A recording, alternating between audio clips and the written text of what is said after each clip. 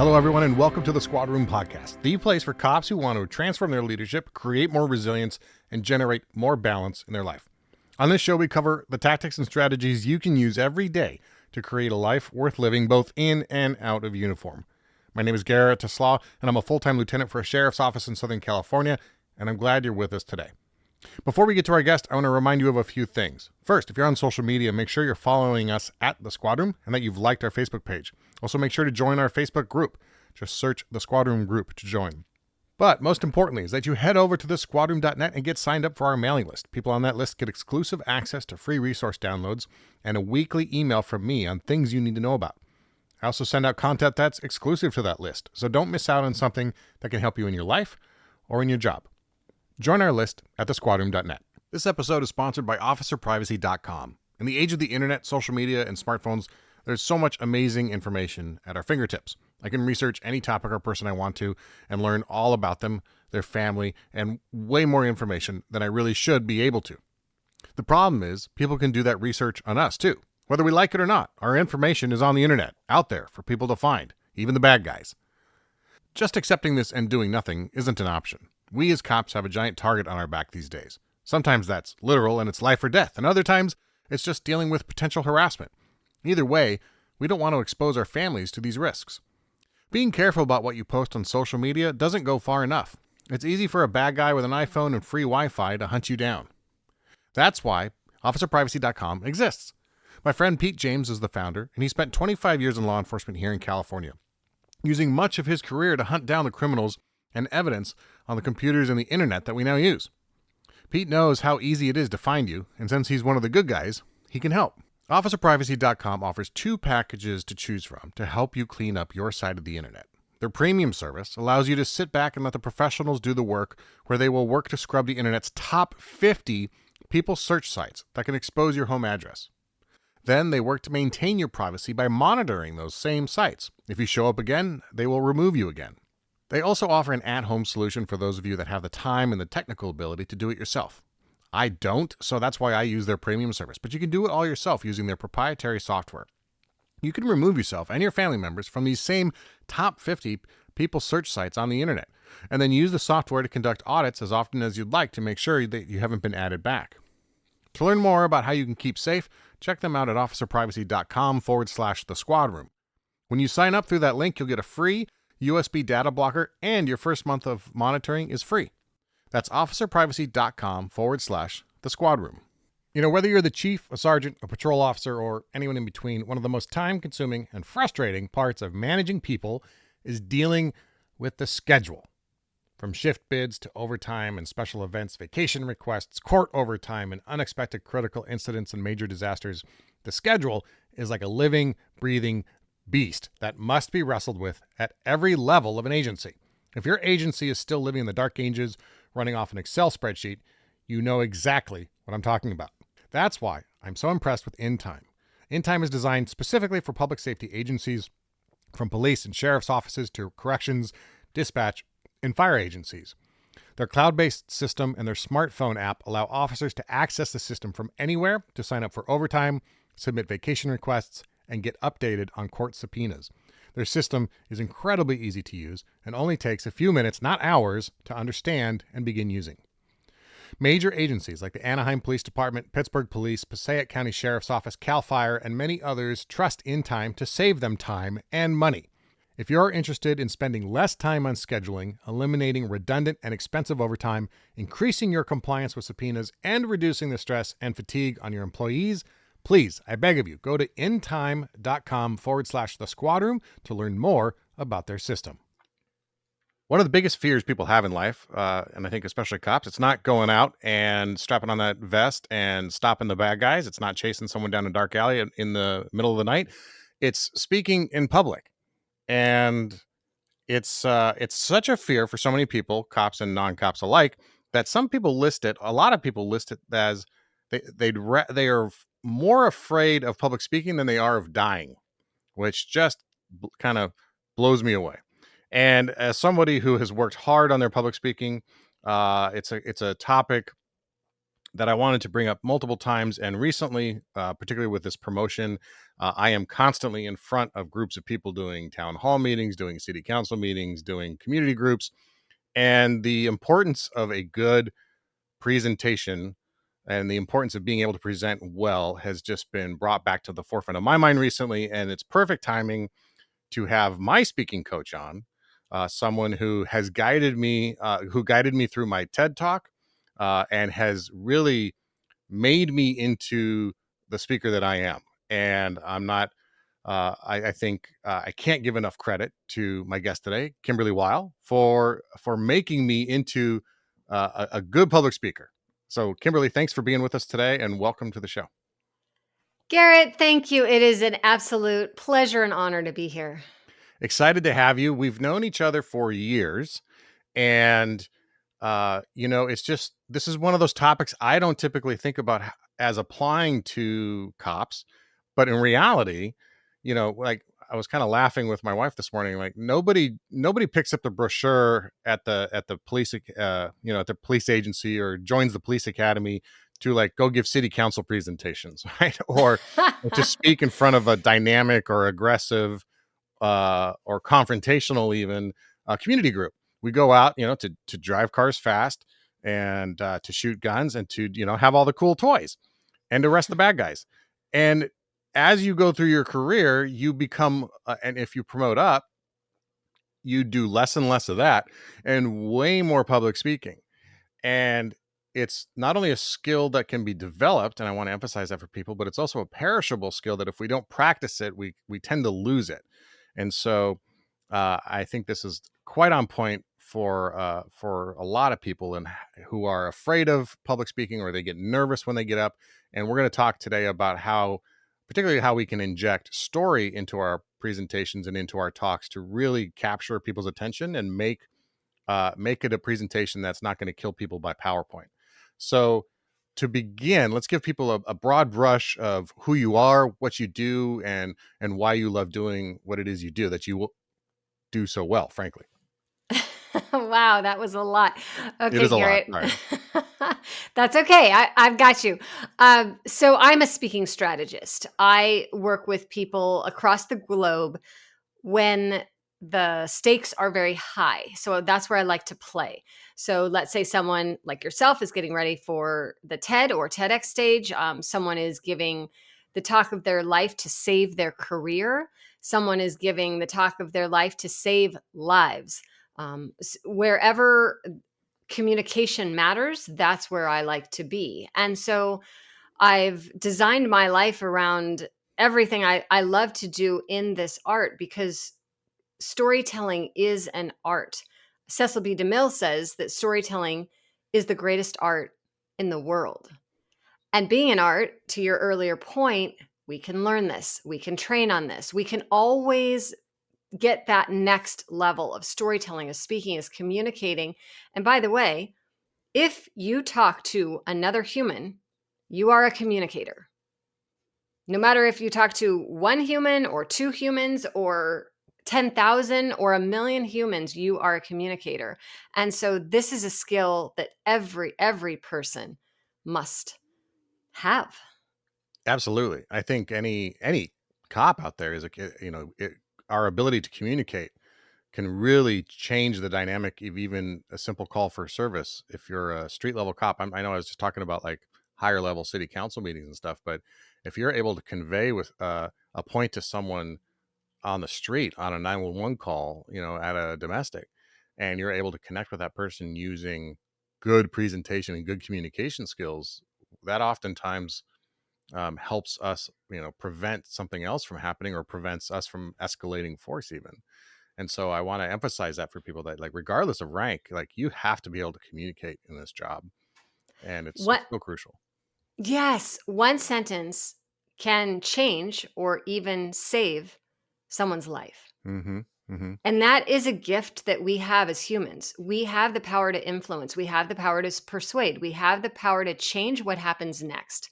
And particularly in law enforcement, if you have someone who is suicidal, if you have someone who, a sentence can change everything.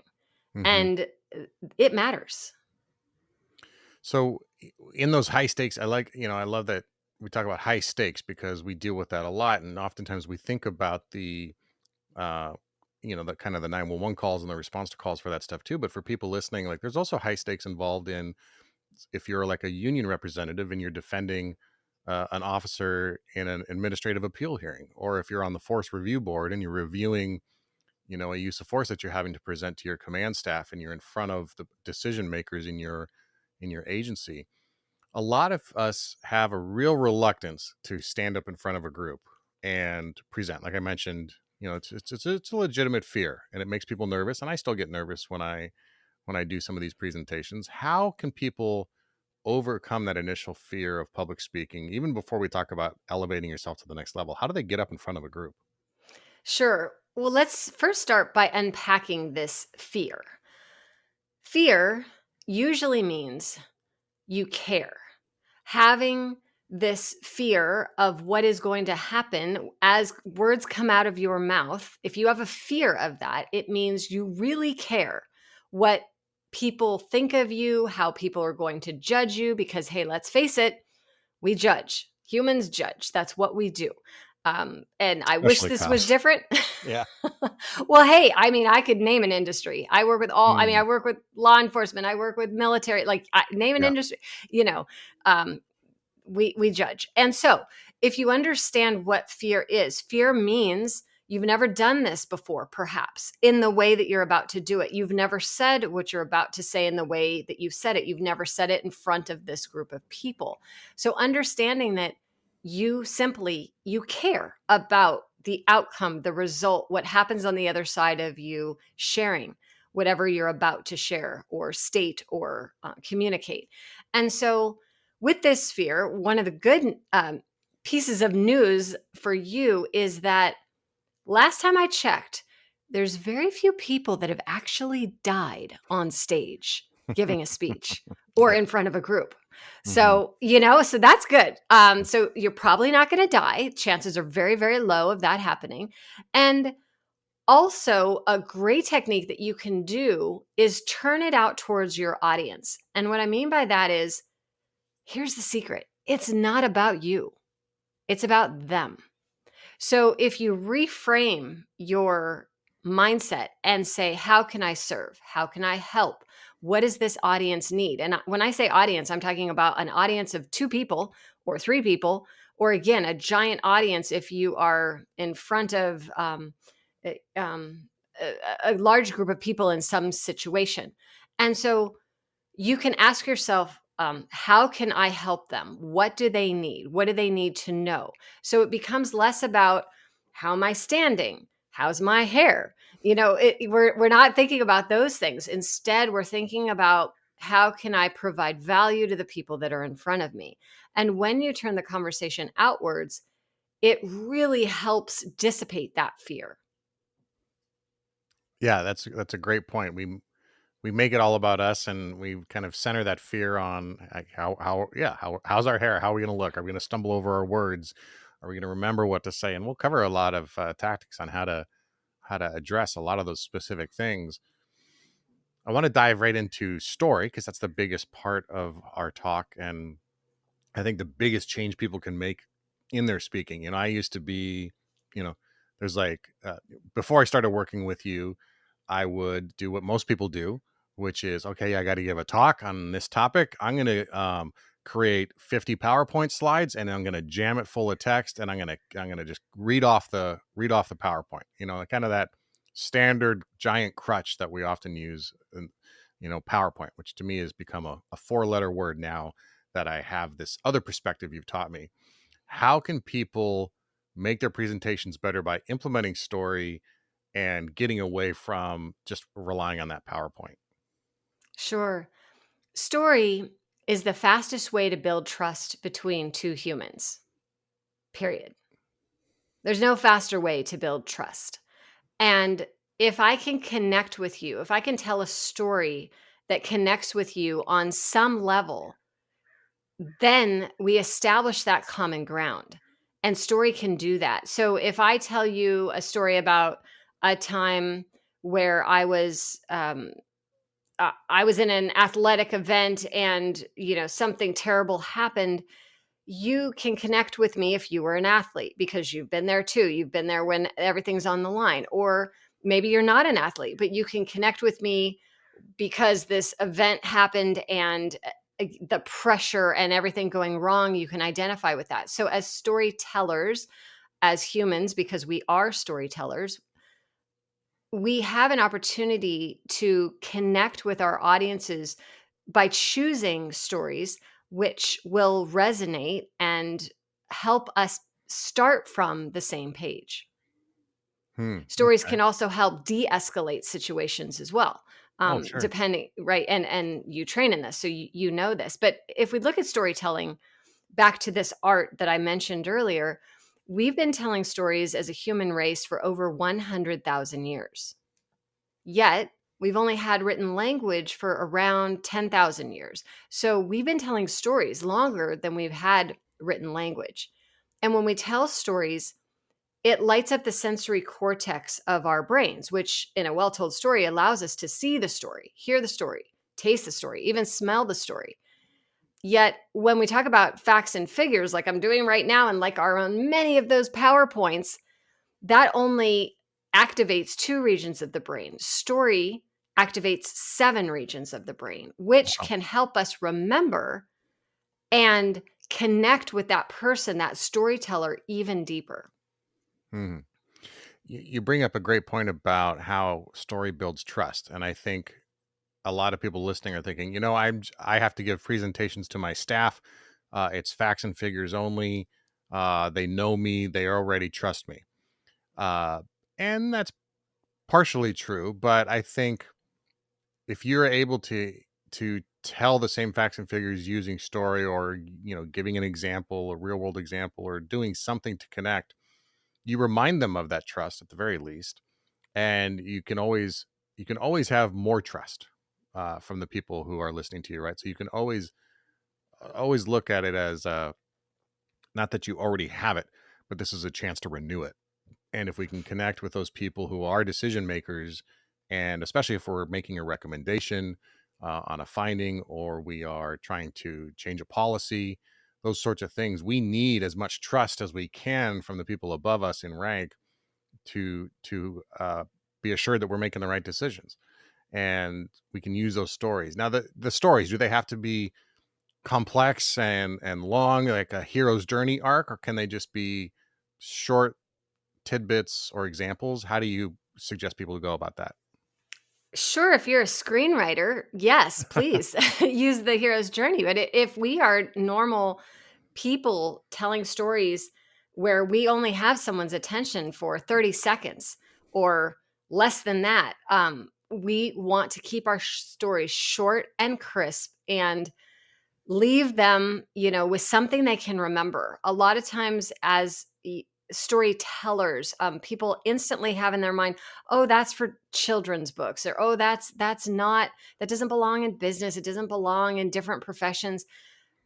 I challenge that. And I say, if you can tell a 5-sentence story, if you can tell a 1-minute story or 30-second story, I mean, that is a gift, because you can help that lesson or that perspective or point of view go deeper.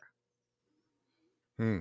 You know, and I find too that if you're going to tell stories, particularly ones from your own past, you have to be willing to be vulnerable, for lack of a better word, but it really is part of the package, right? And so I think that's what a lot of people struggle with, is kind of showing yourself in some ways. What do you have any ideas or suggestions on how people can kind of manage that fear of being vulnerable in addition to the fear of just getting up and talking? Sure. And there's different stages of fear, right? And there's different stakes and different levels of stakes depending on who you're talking to. So, with all things, just like you and your profession and everybody listening, you have an opportunity to train. So, the more that you train, the better you're going to get, and the more confident you're going to get in your storytelling. And so, maybe don't pull out your most vulnerable story in the most high stakes of situation if you haven't practiced it or ever told it before. Right. Instead, work on it. And so, you can develop this story. You can have, I like to have multiple go-to stories at any given time. So I have my story arsenal, which Garrett, you and I have talked about many, many times. And so Mm-hmm. every single story, as it comes to mind, it goes in the arsenal. It might go on a sticky note and then go in the arsenal. It might go on a piece of paper, it goes in the arsenal. So I always have that ready to go. So I have a multitude of stories to tell of all different types and styles. But one thing I say on repeat is stories on purpose. So when we're talking about vulnerable stories, I would ask, why are you telling that story? What do you want that story to do? Mm-hmm. Mm-hmm. If it's just you healing from something, that's maybe a good opportunity for therapy. Maybe that's not what you use the story for. But instead, if this is a story to connect, to build trust, to establish that common ground between you and anyone else you're talking to, then maybe that is a great story to tell. And maybe you do work on developing that and bringing that story to life in a very short amount of time. So again, it's the what I call short form storytelling: 3 minutes, 2 minutes, 1 minute, 5 Mm-hmm. sentences. Yeah, and this is a perfect time to bring up my favorite tactic, because you just mentioned it, for doing this, which is the story arsenal, the story journal. It's something I learned from you. It's something I still do years later, and I think it's the most impactful thing people can do to help implement story into into their presentations and into their talks. And just again, if it's a talk from a one-on-one, uh, a subordinate to a supervisor, or if you're managing or dealing with someone who works for you, I have totally shifted those one-on-one conversations from facts and figures to this connection through story, and I try to tell story as much as I can. And the way I'm able to do that is this story journal and story arsenal that you taught me years ago, and it's super simple. Anyone can do it. You grab a journal, or you open up a note on your iPhone, and you type out things that have happened to you. That's it.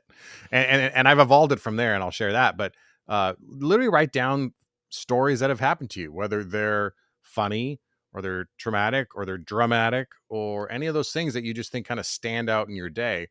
And I mean, if cops have anything, they've got good stories. Like, we've got some great stories out there, and we've got some great Yes. storytellers, because we love to sit around at 3 a.m. with a cup of cold Starbucks and tell stories, uh, Right?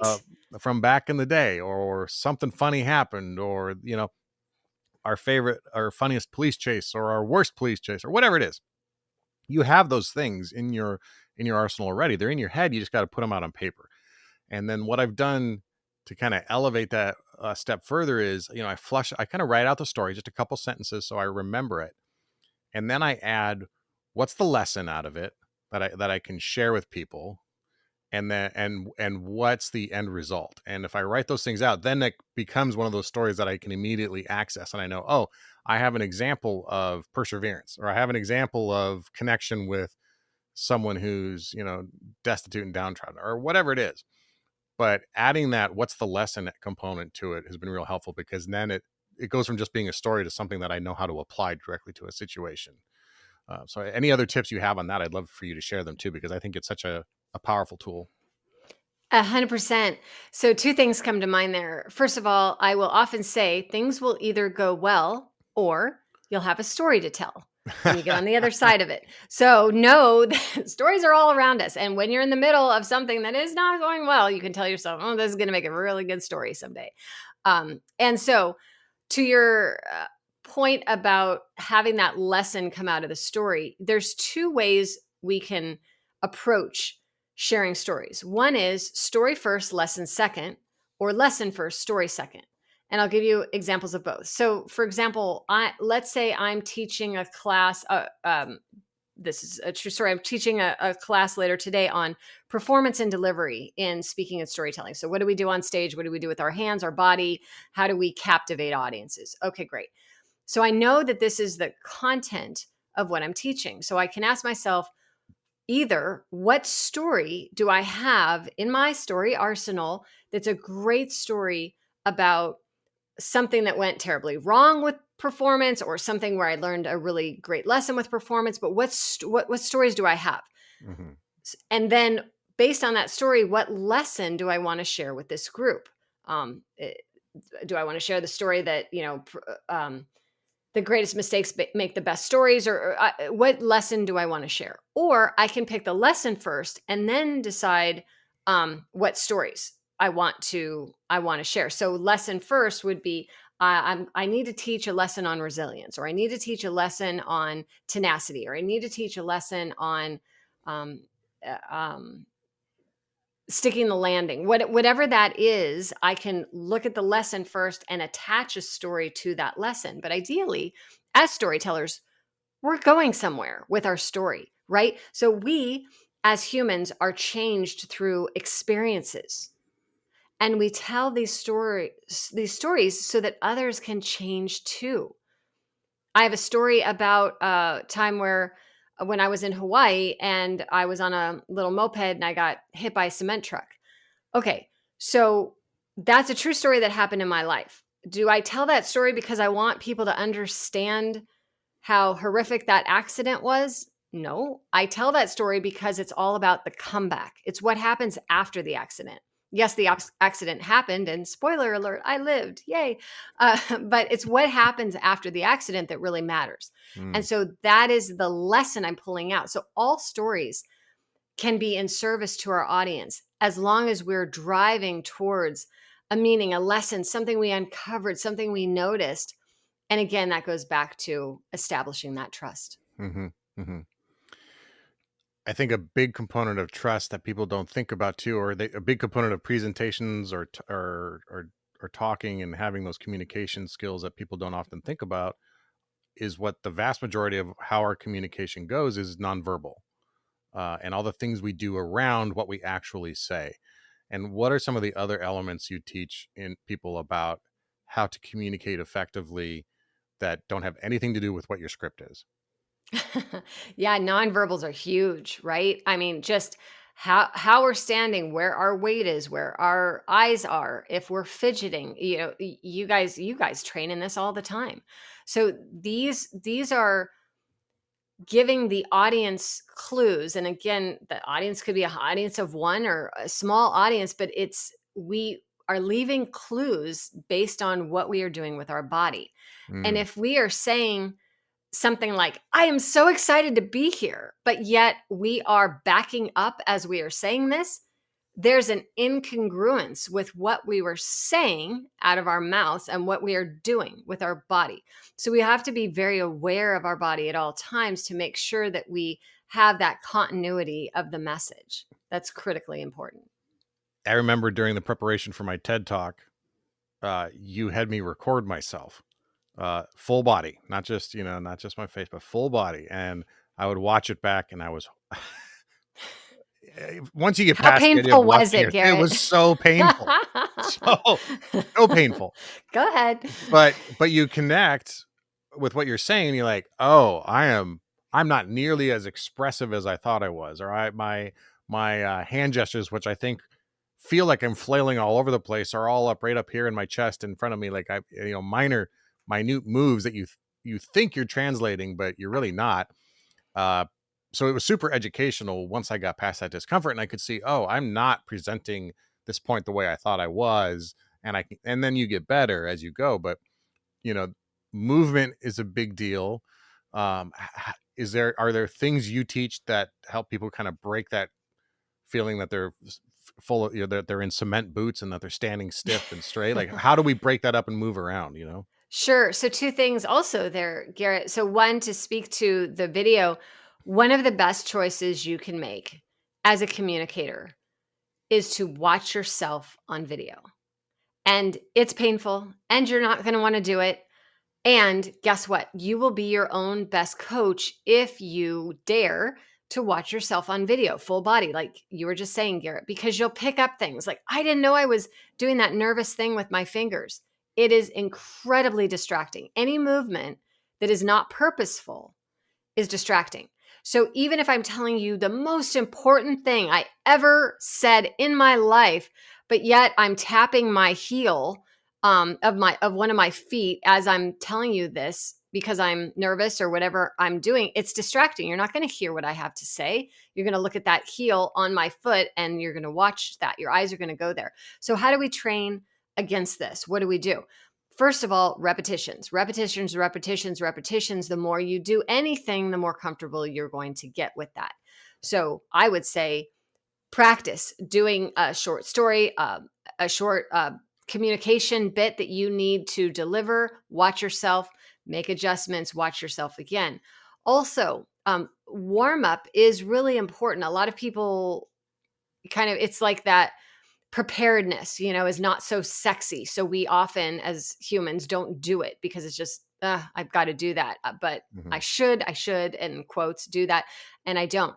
Instead, though, the more that you're willing to warm your body up so that you feel alive and present, the better. Getting ready for this podcast interview, I did vocal warm ups. It's just part of my routine as a communicator. Is anyone going to see me on this podcast? No, but I want to make sure that I have full access to my face and to different notes so that I can keep this engaging. And so we can use our body as an instrument to make sure it's ready to go, whether we're about to take a shift or we're about to hit the stage and share a message. All of that, what we do behind the curtain, so to speak, matters. Yeah. After the riots and unrest of the summer of 2020, I began to get increasingly concerned about the fact there's so much of my life that is out there accessible to the public. And yes, I know that I'm a public figure in some sort of way, but even then, it still makes me uncomfortable. And I've been trying to figure out where the line should be drawn between what is shared on this podcast or on social media or in interviews I give and what should remain private for the security and safety of my family. Even though I'm a public person, that doesn't mean I want my personal information out there for the bad guys to find. I've arrested enough of them in my career that it makes me nervous to think that my family could be exposed to those dangers. Not long ago, a suspect showed up at the front door of my partner's house, 45 miles away from the station. I've had enough of worrying about it and felt completely outmatched by the internet. I mean, it's the internet. Trying to take my name off of Google seems insurmountable, and I learned that honestly, it is. But there's a lot that we can do to protect ourselves, and that's removing our names from people's search sites and breaking the links between our home address and our names. I learned all this from my friends at officerprivacy.com, who are helping me to clean up my side of the internet. A quick Google search shows just a shocking amount of information about where I live, where I used to live, my family members, their names, their addresses, and even phone numbers. We need help protecting ourselves from the bad guys. You have partners on your beat, so get a partner on the internet. To learn more about how they can keep you safe, check them out at officerprivacy.com/the squad room. When you sign up through that link, you'll get a free USB data blocker, and your first month of monitoring is free. That's officerprivacy.com/the squad room.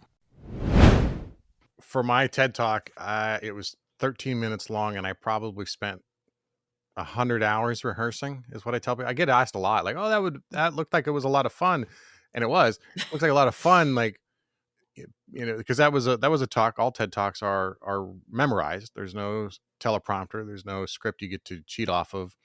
It was memorized 13 minutes straight. For those 13 minutes, probably 100 hours of practice. Now, obviously, for people who are in most conversations, they don't have that kind of time. Luckily, I knew months and months in advance, so I had time to prepare. But one of the things, this is a funny story. I think I told you the night of the TED Talk. I don't know if I've told you since. And then I'll get to the point about why I'm bringing up this story. So you put me as the closer. I was the closer at this TED event. And so I was the last to go. And I'm standing there in the wings. And the introduction's being made for who I am. And my mind went blank on what my first paragraph was. I knew what my second paragraph was, but I could not remember how I was going to start this talk that I'd been practicing for 100 hours. And I couldn't access it. It was gone. And I panicked. And I ran downstairs. This is as they're making the introduction for me. Ran downstairs, grabbed my script, looked at it, just saw the first couple words, came back to me, ran up the stairs, and I literally was like coming up the stairs as I say my name, and I walk out on stage trying not to look like I'm breathing too hard and then deliver the talk frankly, without forgetting a single thing. It flowed perfectly from there. I just had this one hiccup. To that point about memorizing, though, one of the best things I learned from you was using space to trigger memory for people, so that we don't end up relying on the PowerPoint behind us or jamming it full of language that we just read off of. But using the space that you have to present for memory. Can you give people that tip? I think it's so powerful. Sure. That's called spatial anchoring. So you have an opportunity to anchor certain ideas in space, in physical space as you move around in an area. So let's say you're in a small room and you're presenting to 3 or 4 people. If you're standing up at the front of the room, how you move and where you move matters. So, for example, you can anchor parts of the if you're telling a story, parts of the story that's positive in one particular location, and that can help your memory, because when I move to this location, this is the positive piece, these are positive pieces of the story, and I can move away and back. And when I get into the conflict of the story, where things really heat up, I might move to another area, but it's an anchor for me because I know that when I stand there, that's where I need to talk about this conflict portion. And then when I do the resolve at the end, I'm front and center, and I know that that's where I'm talking about that particular thing. So we can anchor our stories and our speeches in physical locations, whereby as we walk into those locations, it triggers those memories. We can also do the same thing with ideas. Let's say we have 3 teaching points we want to get across. We can move into 3 different areas physically with our body to symbolize those 3 teaching points. And then later on in our talk, when we want to refer to those teaching points, we can just gesture with a hand to those teaching points, and the audience picks up on that. The audience is more aware than you realize, and they will also, just like you have, anchor certain feelings with certain ideas that you shared within your talk or story. Mm-hmm. That was one of the things I used in that talk that I've continued to use. Are those three, really the 3 points, especially. But Mhm. my talk was kind of divided into threes and 3 ideas at a time, and yeah, I would hit a point, and I knew that in that point, that's what I was talking about, and that helps so much with recalling, and Mhm. with also with the chronology of the talk, so I wasn't jumping ahead. And then what I've done since then too is when if I need to deliver some bad news, or I need to talk about something negative, I talk about it in a certain space in the room, and that Right. might just be on the left side of the screen, but I'm going to Sure. talk about all the negative stuff on the left side. And then I'm going to Right. go talk about the positive stuff on the right side. And if I want to make the point that to maybe that the end result of whatever I'm presenting is a positive, I stay closer to the right side of that screen, or where I'm talking about those positive things, on the left. I don't go back and talk about positive things where I was just talking about the negative things, because like you said, the audience knows that distinction. And then a great tip for people too is, as you touched on, you can just reference back. You can literally point to like 5 feet away from you where you were standing earlier, to reference that point, and it will recall that. And I use it, I think, with effect when I'm trying to show how far we've come with something. We talk Sure. about how progress, for example, and I might talk about, for example, I gave a town hall recently where I had to talk about policing in a campus area that's pretty contentious, or has been in the past, and how it started in the 60s with riots and burning a bank, and we talked on the left, and you scoot a little bit more to the right, and you scoot a little bit more to the right as you progress through the decades, and all of a sudden you're in the 2020s, and everything is wonderful and perfect, and here we are. And so, but you create some visual distance from the negative stuff, and I think that helps people, or it impacts people when they hear that stuff too, and makes that distance appear even more significant because of that nonverbal cue. That's right. And that makes me think of another saying I say on repeat, which is be watchable, Hmm. right? So what that means is we as an audience never want to just watch someone stand in one place and never move. Um, or again, back to those nonverbal cues that we're giving off that we don't even know we're doing, or the repetitive gestures we are doing.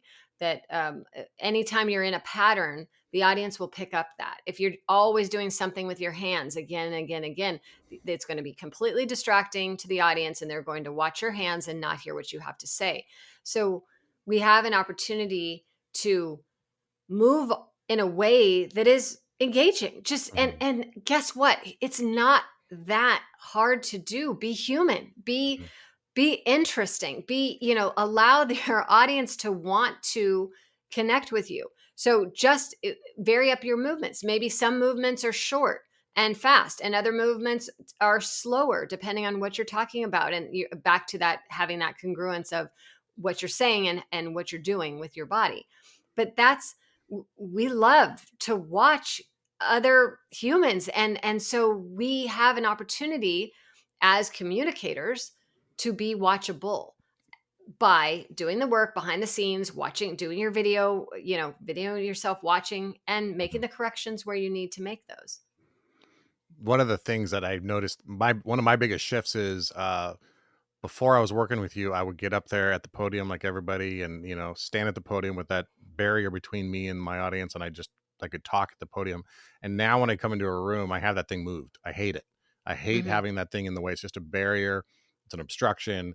And people are often like, you don't want to use the podium. I'm like, no, I don't. I want to be able to move and be more dynamic and connect and get close to people. And if you have that podium, it's just a giant crutch that we all lean on, and it keeps us really distant from our audience. And I think it's one of the best things you can do is get rid of that podium whenever you can. 100%, Garrett. And that's another form of fear, circling back to earlier points in this conversation. And that podium is protection for you. It's a shield between you and the audience. It is that, you're not being vulnerable when you're behind a podium. You are protected. Get yourself out from that podium, and all of a sudden you are exposed for the world to see. And that is a scary place to be for many, many people, because it feels like, people are judging me. People are seeing me, everything.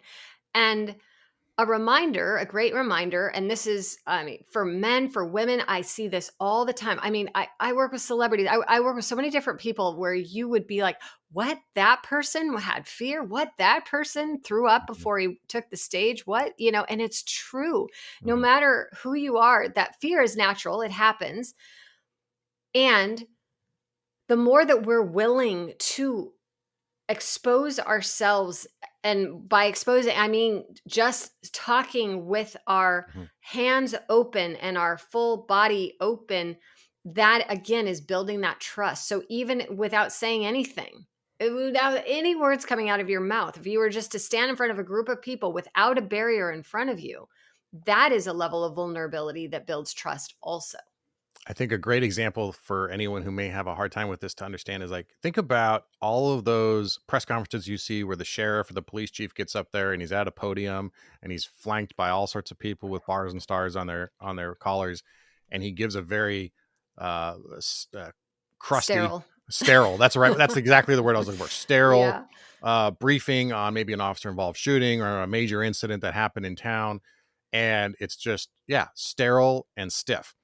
And you compare, if you put that exact same dynamic into a different environment where there isn't that podium, and maybe he's speaking just into a group of microphones, and you can see more than just shoulders up that's covered by the podium. Same exact words, different environment, I think absolutely shifts that. And I think you see that. So when there is a major incident or a shooting and you see like the chief giving the in-field briefing on it, to me, that is so much more it just builds that trust, it seems to me, because it shows that they're out there, they're in the field, they're making decisions. Okay. And it's not this sterile, we've had to really think hard about what we're about to say standing behind this podium, and I've got my notebook that I can refer to and cheat if for the questions. That's an example for me, I think, in this. One more thing I want to ask you before I let you go, because I know you've got a lot of stuff going on, and we'll share some of that here in a minute. But we talk about movement, we talk about moving around, choosing your environment, using your hands. But so much of our communication now is through exactly what we're doing right now, which is online and Zoom or Teams. And it's been a great thing to reduce the workload of meetings. But how do we communicate when now we're looking at a camera instead of making eye contact with people? Sure. Well, one thing for video, particularly, is where are your eyes?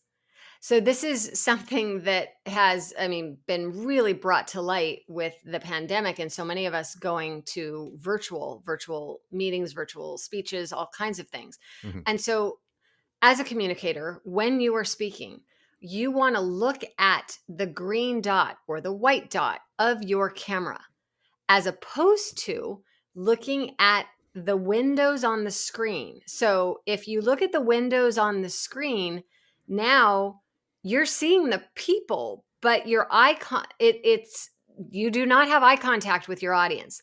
So this is what actors and actresses do. They look directly into the camera. And as a communicator, it is critically important that you look directly into the camera, and that will allow us, your audience, to feel like you're talking directly to us. And Hmm. that's where the intimacy comes and the trust comes, because it feels like, okay, he's talking to me or she's Hmm. talking to me, as opposed to, okay, this is just another talk that I have to sit through. So just that alone, changing that and play with it. You won't be able to see yourself doing this as much, because when you move your eyes, you're not going to be able to see it. But ask people, get a bunch of people on Zoom or something like that and say, all right, let me know, do I feel more connected with you like this or like this? Hmm. Look into that dot of the camera, and your communication and connections will change drastically. So Hmm. that's one tip. Another tip on camera is to try to avoid repetitive movement. So even again, if I'm on a camera and I'm rocking just because I'm bored with a particular meeting, that's really distracting. So the more that you can minimize movements, that's going to be very effective, and allow your audience to watch you, and you will be watchable. And another tip is be unpredictable. And here's what I mean by that. When you get in a cadence, if I was telling you anything, even if it was critically important, but instead of getting sharing any emotion, I was just kind of droning on, and all of my tone was about the same, and my pacing was about the same, and I was telling you this thing that's really, really important, and I really, really want you to know this, and this is something I really want you to remember, and I want you to take action on. You're going to remember none of that. So keep your audience engaged by your voice. You can go higher with your voice, you can go lower with your voice, you can use pausing to bring attention to you. You can also on purpose move closer to the camera, move farther away from the camera, again, to keep the audience engaged. And we like to watch. As humans, we like to watch other humans. So be watchable and um, keep it interesting, and then our audience will want to be in every single time you're telling a story or you're communicating. They're going to want to be on your calls. Excellent, excellent advice. I mentioned at the beginning of the show that we worked together for years on my speaking and on my storytelling, and I consider myself a good public speaker now, a good communicator. I give you all the credit for that, and just think that you have pointed me in the right direction, so many times, and you've given me a skill set that really helps, I think, elevate me and my communication above a lot of what I see out there. And I know that sounds egotistical, but I don't care. It is. So, but it's because of the skills I learned from you. And so I'm excited because I wanted to have you on right now, like right now, because you now have something that that I think is perfect for my audience. That is your course on storytelling, and I want you to tell us about that and tell people where they can find out more to learn directly from you, because I think that I know I've referred people to you before, but I think this is just a fantastic thing you're offering, and it's applicable to so much of my audience. It's applicable to every cop. So tell us about that.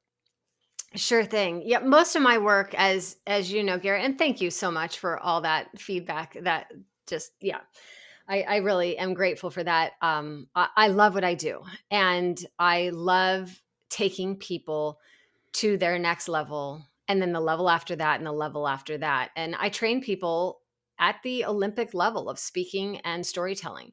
And so I created this program that I'm launching right now so that people had a way to learn fast. A lot of my work, as you well know, is one-on-one work or my mastermind programs that I have, and that's extended time. You know, whether you're with me for 3 months or 6 months or a year, that's a in-depth program. But what I was hearing is that people wanted a way to learn how to tell a story in 5 sentences and have that skill forever, and get in, get out, learn it, and be done.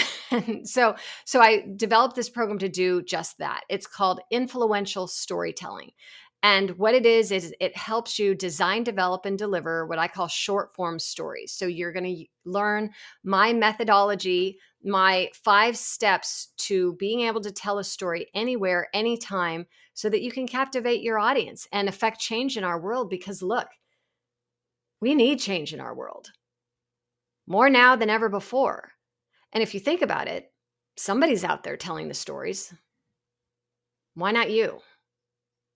And I want more and more and more people to be out there telling their stories and telling the stories so that we can affect the change. And that's why I'm building a movement of master storytellers to do this.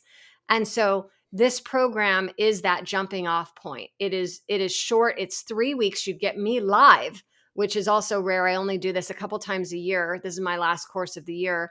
And you get to train with me for 3 weeks live, and you get my entire video set of how to tell a story short, captivating, so that the audience is just enthralled with what you have to say. And the audience changes as a result of what you have to say. Mm. And where can they go to find out and sign up for that?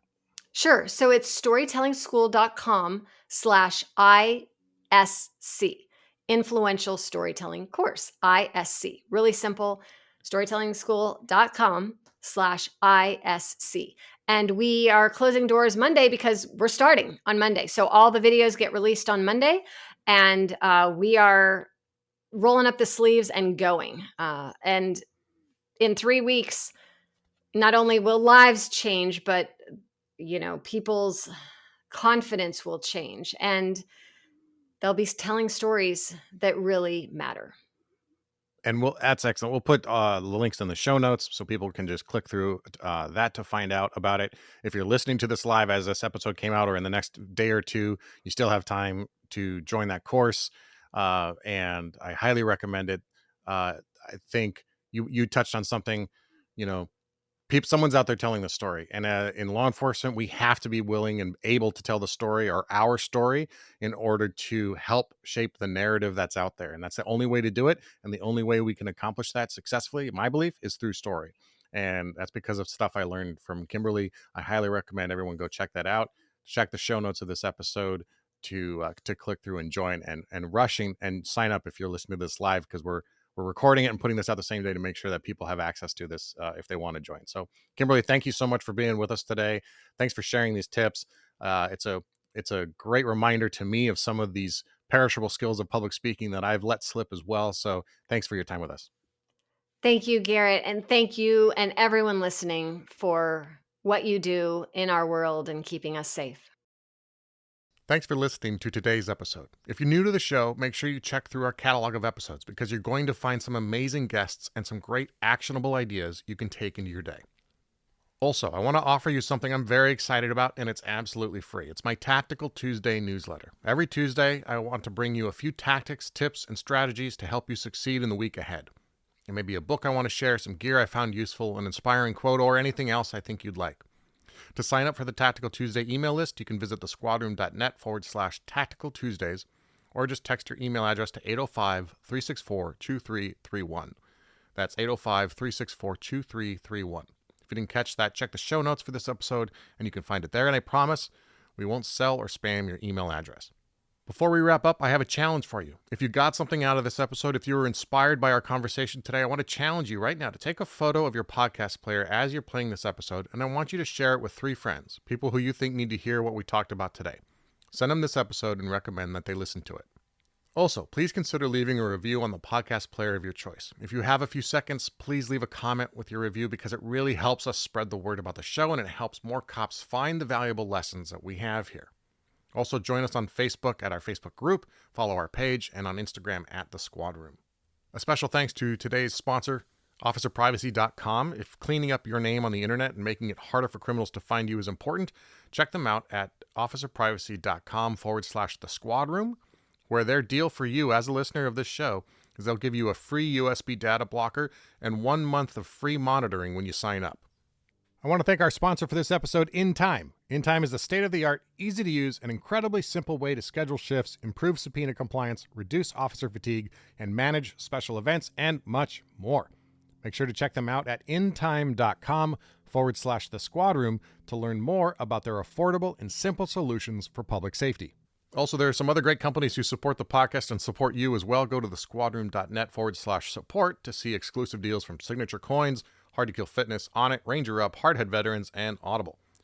And if you're looking for the best-fitting ballistic helmet that exceeds NIJ standards and won't break the bank, check out hardheadveterans.com and use the coupon code SQUADROOM to get $20 off your helmet. All right, until next time, take care of each other and stay safe.